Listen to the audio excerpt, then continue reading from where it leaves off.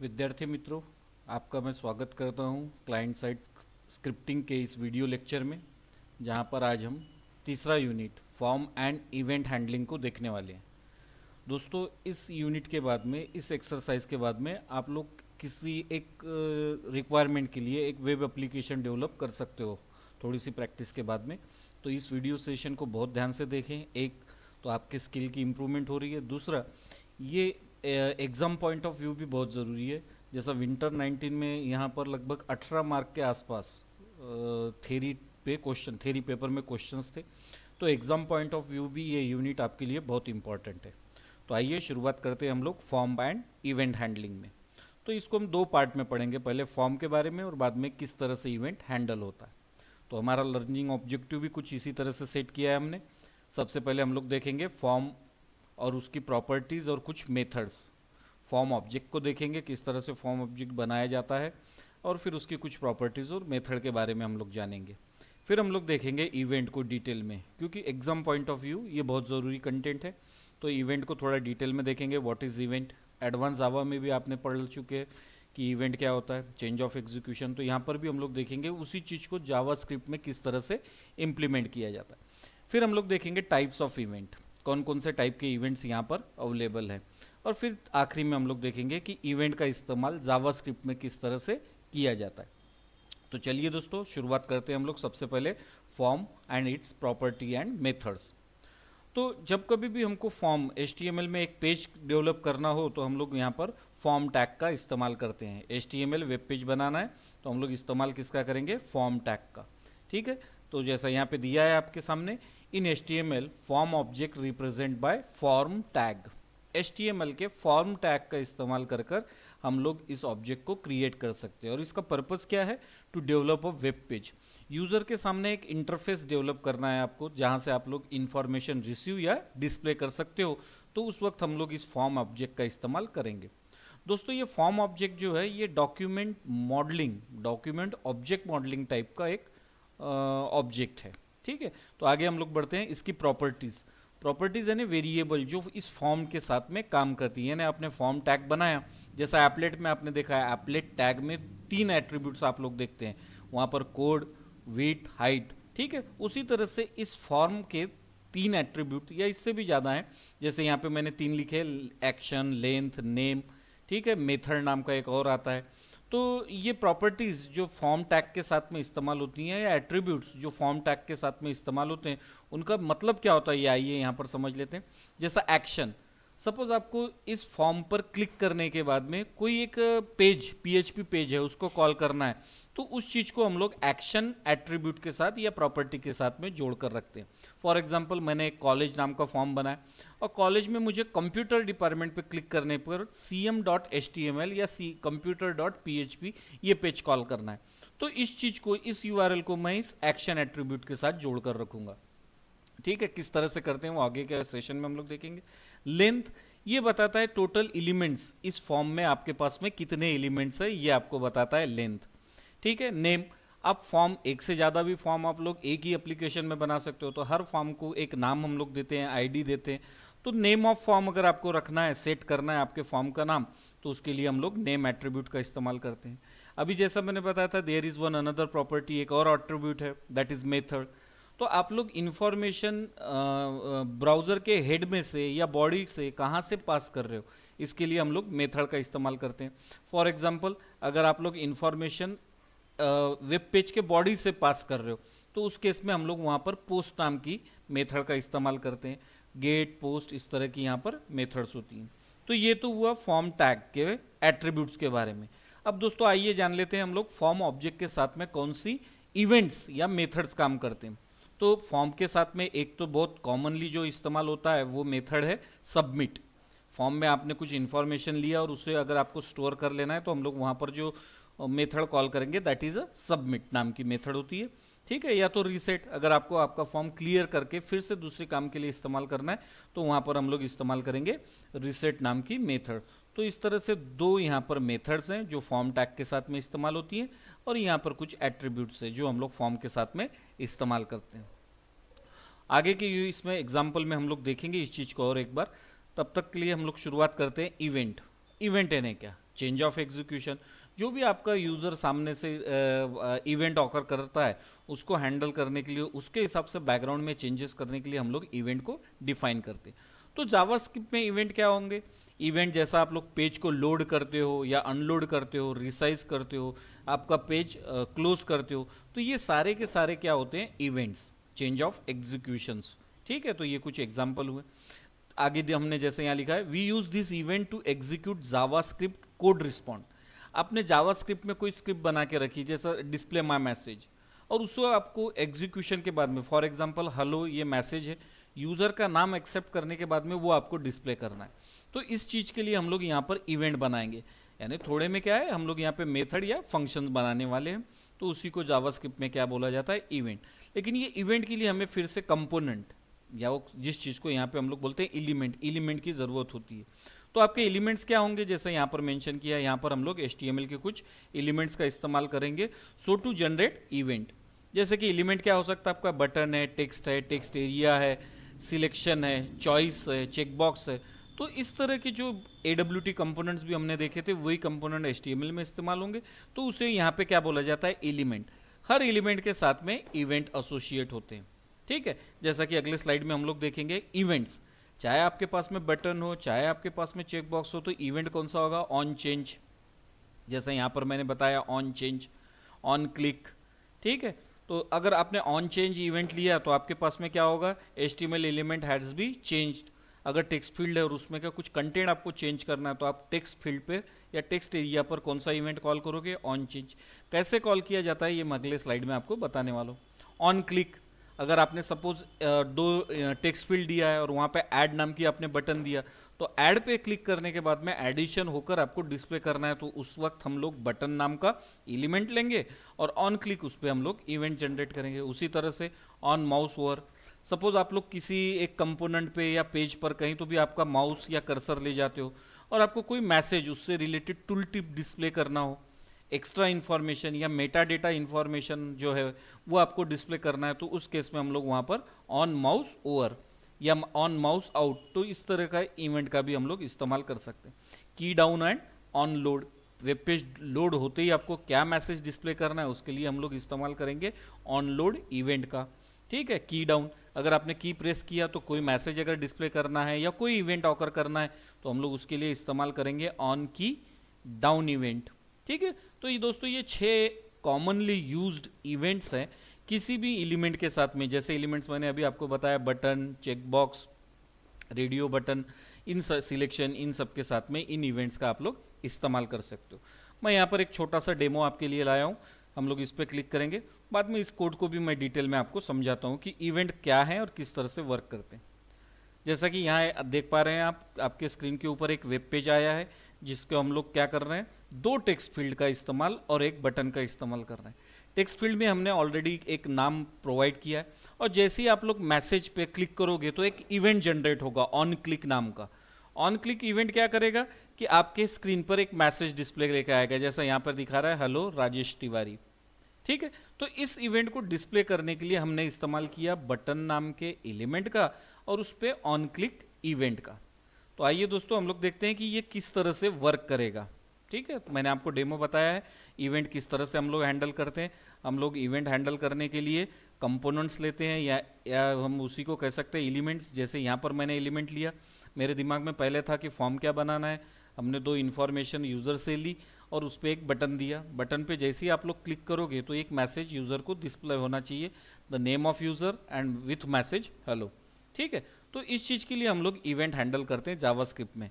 अगले स्लाइड में मैं आपको बताता हूँ कि ये इवेंट किस तरह से हैंडल होता है। तो हमने यहाँ पर HTML का प्रोग्राम शुरू किया है। सबसे पहले हम लोग लिखेंगे, जैसा हेडर फाइल होता है उसी तरह से कुछ हम लोग लिखते हैं, यहाँ डॉक्यूमेंट टाइप HTML, फिर HTML पेज हमने शुरू किया। यहाँ पर दोस्तों सबसे पहले आप लोग ध्यान दो कि इस ब्लू कलर में कर्सर से जहाँ मैं दिखा रहा हूँ, यहाँ पे मैंने क्या किया, एक फॉर्म टैग का इस्तेमाल किया। ये फॉर्म क्या कर रहा है, मेरा एक पेज डेवलप कर रहा है। फॉर्म यहाँ पर डेवलप हो रहा है जिसका नाम रखा है मैंने माय फॉर्म, और यहाँ पर एक्शन मैंने पोस्ट बताई है। जो प्रोग्राम अभी अभी आपने देखा ये उसी का कोड है।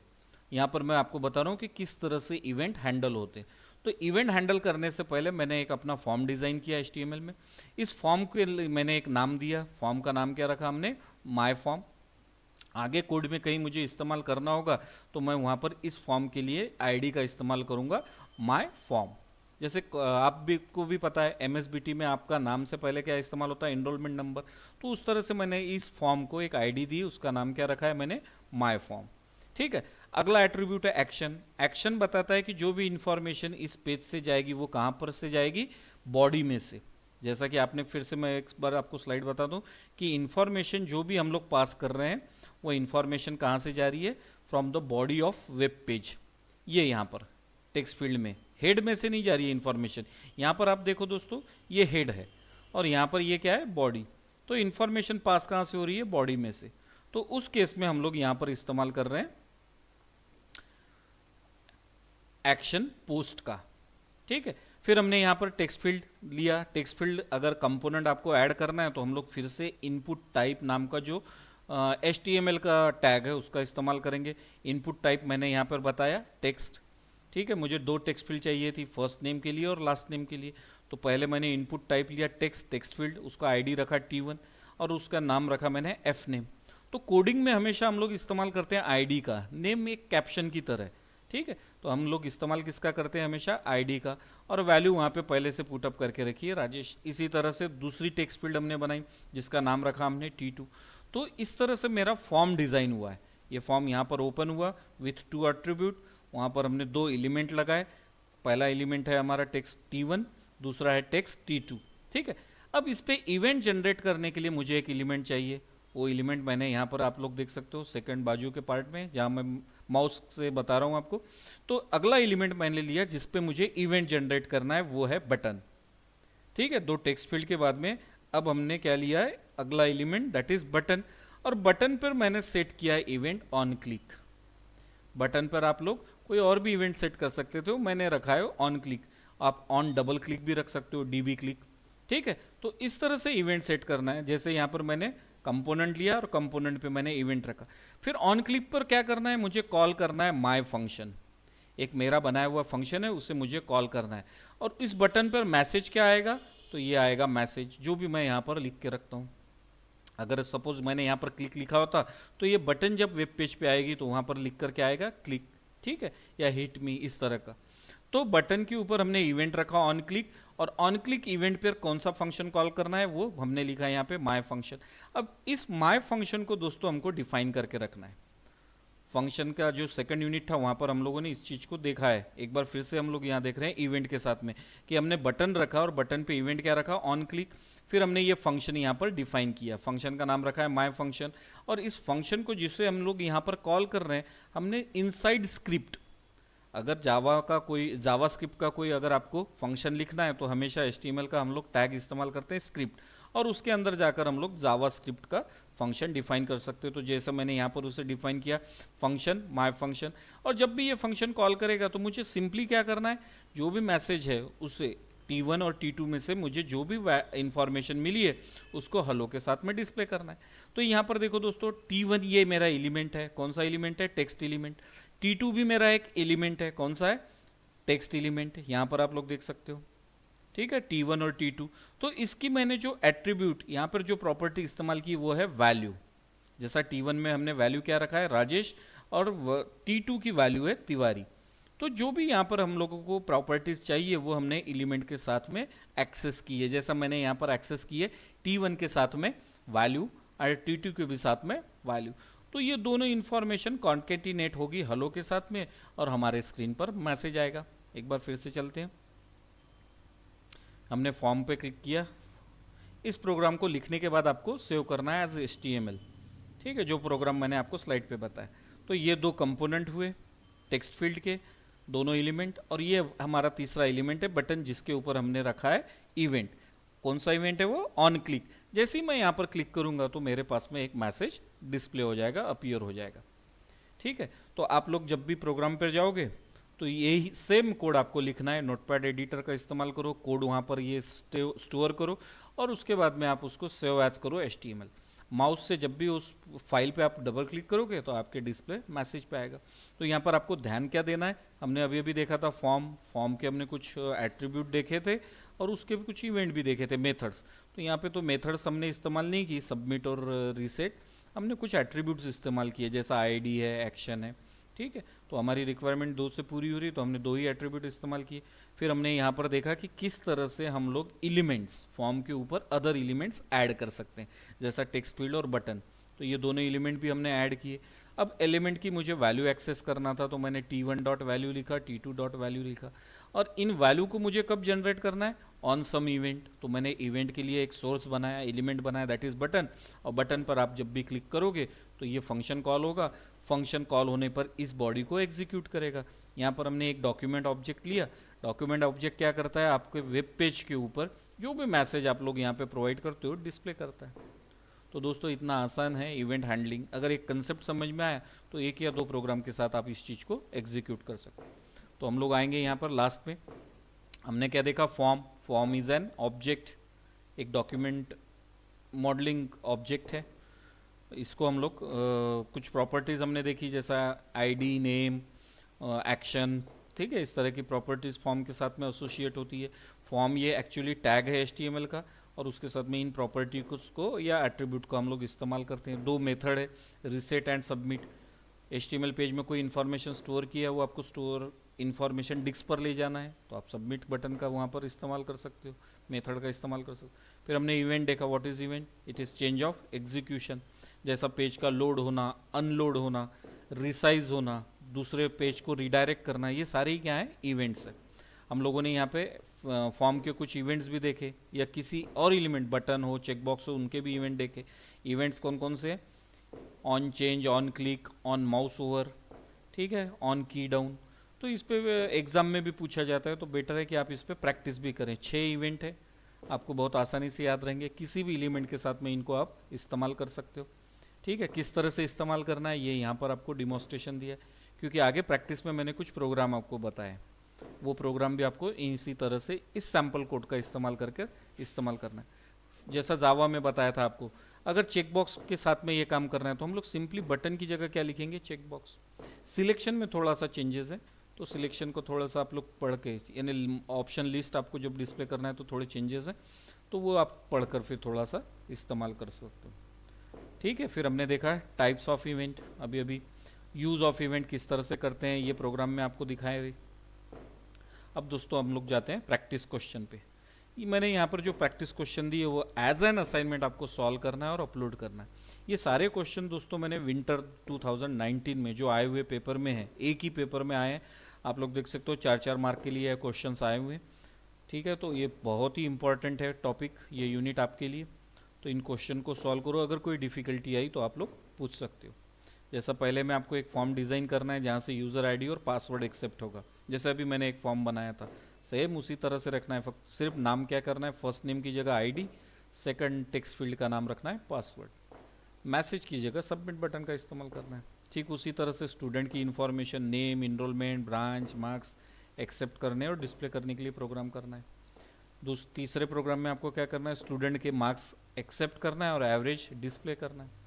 एवरेज के साथ में ग्रेड भी आपको बताना है। सपोज अगर उसको 90 अबव है तो ए या A++ इस तरह से ग्रेडिंग भी। स्टूडेंट का नाम, इनरोलमेंट और मार्क्स लेना है, एवरेज और ग्रेड डिस्प्ले करना है। अगला एक क्वेश्चन है जिसमें माउस ओवर, अगर आपको स्टेटस बार के ऊपर माउस ले जाना है तो डिस्प्ले क्या करना है स्टेटस बार में, MSBT, ठीक है। यहाँ पर एक और HTML फॉर्म लेना है जिसके अंदर आपको 2 रेडियो बटन और 2 वेजिटेबल के लिए रेडियो बटन, तो फ्रूट के लिए 2 और रेडियो बटन लेना है, एक फ्रूट के लिए, एक वेजिटेबल के लिए और एक ऑप्शन। तो यहाँ पे 3 एलिमेंट है, फ्रूट, वेजिटेबल और ऑप्शन लिस्ट। तो सपोज आपने फ्रूट इस रेडियो बटन को सिलेक्ट किया तो ऑप्शन लिस्ट में आपको सारे के सारे फ्रूट्स के नाम डिस्प्ले करना है। अगर आपने रेडियो बटन वेजिटेबल, तो यहाँ पे 2 रेडियो बटन और एक ऑप्शन लिस्ट है।